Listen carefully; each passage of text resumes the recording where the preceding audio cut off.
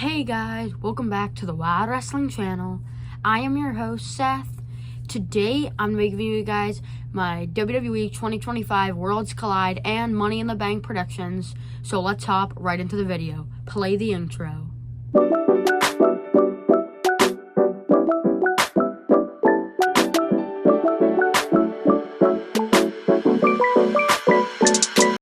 First up, we have the LWO, Dragon Lee, Cruz del Toro, and Joaquin Wilde versus Octagon Jr., Aerostar, and Mr. Iguana in a great six-man tag match to kick off the show. This should be good. I mean, Mr. Iguana, Octagon Jr., and Aerostar are great representatives for the AAA brand, and LWO are just some amazing Lucha Libre talent that also could represent the WWE Lucha Libre base well.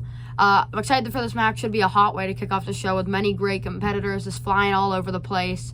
And I'm going to take the LWO to get the win. No disrespect to any of the AAA guys, but I just think we don't want to bury the LWO here. But I think it'll be a great match, show some respect after, but just a great way to kick off the show and really show off some good talent in Lucha Libre.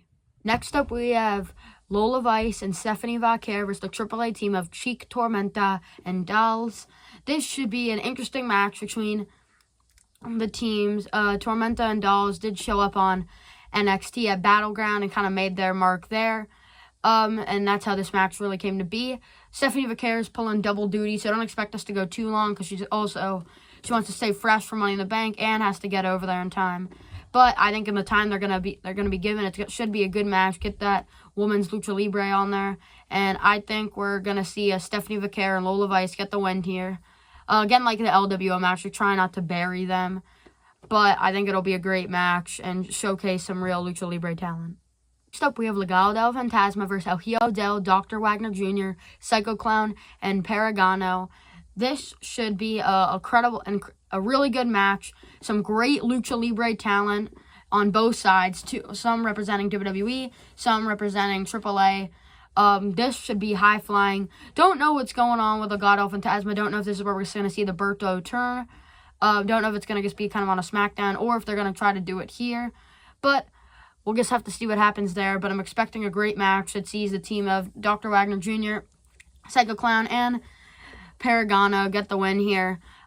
This probably wouldn't bury them because bury Legado del Fantasma because in my opinion this is going to be a good way to shift the mentality of it still. If we don't see the turn here, I think it's just a kind of a good way to keep it going with maybe if Berto took the pin, Santos kind of gets mad at Berto again, and that can still lead to the Berto and Santos thing, and it helps them rebound from it, and at the same time elevates that AAA talent. But I'm expecting a great match.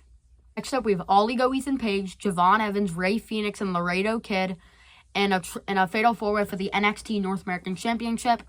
This is going to be an incredible match. I mean, Ray Phoenix and Laredo Kid, two amazing luchadors in the world. And then Javon Evans, such a great high flyer. And Ethan Page will add that heel mentality. And he's also a great performer, can put on some great matches. But like I said, we'll add that big heel. And they're expecting a chaotic match. This should just go all over ringside, all throughout the ring with chaotic moves, stuff that people probably have never seen before.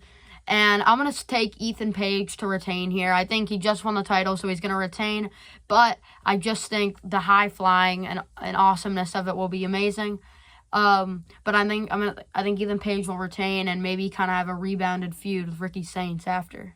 In the main event, El Hijo del Vikingo versus Chad Gable for the AAA Mega Championship. Chad Gable didn't qualify for Money in the Bank, but El Grande Americano did, so Chad Gable doesn't have to pull double duty. He doesn't have to pull double duty because El Grande Americano is wrestling. I forget who beat him in it, but I know the field's great. El Grande Americano, Seth Rollins. There's going to be many great stars in the Money in the Bank field, but sadly Chad Gable did not qualify. So He's still here at Worlds Collide challenging Vikingo for the AAA Mega Championship. Most people thought that they spoiled the finish of Alberto del Patreon and Vikingo by saying that he won the Mega title and putting this on the line. But either way, this will be a great match. I mean, Chad Gable, he's more of a technical guy, so I don't know how he's going to fit in here, but he can do some crazy moonsaults and stuff like that. And I think the technical ability will add more heelishness into this match, because I think if he's more technical in a brand that's more about lucha libre, would definitely add to him in this match. But Vikingo will definitely complement that with his crazy high-flying moves. One of the best luchadors in the world, in my opinion. He will just go crazy throughout the ring. And I'm going to take him to retain the Mega Championship. A good way to close out Worlds Collide, kind of with all the Lucha Libre talent kind of standing tall with the big group in the ring at the end, just to kind of make a great way after a great match with Vikingo and Chad Gable. Next up, we have Money in the Bank, and we kick things off with the men's ladder match. El Grande Americano, Seth Rollins, Andrade, Solo Sikoa, Penta, and LA Knight. This should be an action-packed ladder match full of crazy spots that all of the men are capable of doing. I think they'll all run wild and go crazy throughout the entire match. I think Seth Rollins is going to win the Money in the Bank contract.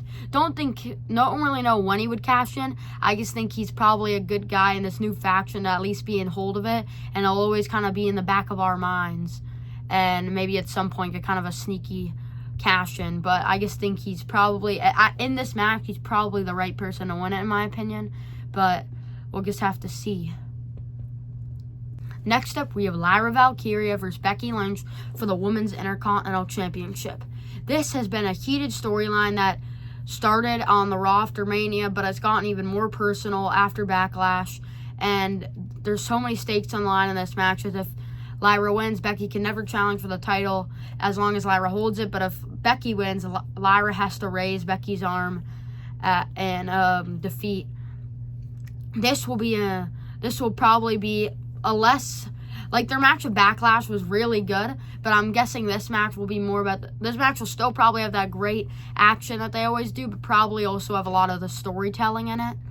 But I think it'll be awesome to see the two go at it, and I think this is where Becky Lynch actually gets it done. I know at Backlash I thought she was going to get it done there, but here I think she's actually going to get it done and get the win here. And this will be an awesome match, in my opinion. Just such a good way to, just like, would be such a, like, a great match. Like, they just put on such a good match with Backlash that, like, it's just going to be another great one that I think possibly could steal the show. Next up, we have the Women's Money in the Bank ladder match. Rhea Ripley, Naomi, Alexa Bliss, Julia, Stephanie Vaquer, and Roxanne Perez all going at it in a crazy 6-woman ladder match. These are actually good participants. I think some people were a little confused about Roxanne, Julia, and Stephanie getting in there that quickly just because they just got called up from NXT. But they're really the next big stars, in my opinion, and this is a really good way to elevate them by putting them in this match. It's going to be super action-packed. I think everyone's just going to be flying everywhere. Should be awesome. And I think it'll all come down to the end. There's so many people. It's so unpredictable who could win this. But I think Naomi is going to get the win just because she's going to be that person that we want in the back of our mind. Like, it's going to be either her or Roxanne Perez, in my opinion. I just think Naomi would be in the back of our minds. Roxanne Perez would add a lot to the Judgment Day storyline. So I'm guessing more either one of them. But if I had to really pick one, I'd probably pick Naomi. In the main event, John Cena and Logan Paul versus Cody Rhodes and Jey Uso in a tag match. This is a weird main event, in my opinion, just because, like, we weren't really expecting it. I'd much rather have preferred, like, a Gunther versus Jey Uso here instead of on Raw. But it should be a good match full of storytelling.